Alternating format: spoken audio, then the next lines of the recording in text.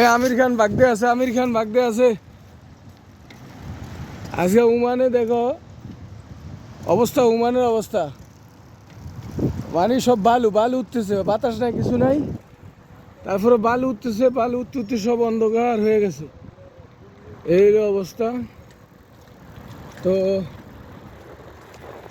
কে কেমন আছেন, কে কোথায় থেকে দেখছেন জানাবেন, ঠিক আছে। আর এটা হচ্ছে আমাদের আলী ভাই, দুই টাং চাকিয়ে চালা সাইকেল,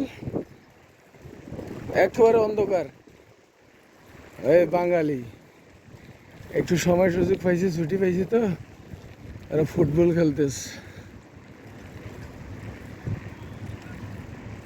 অবস্থা ক্লিয়ার, শুধু বালু আর বালু, বালু আর বালু, বালু আর বালু।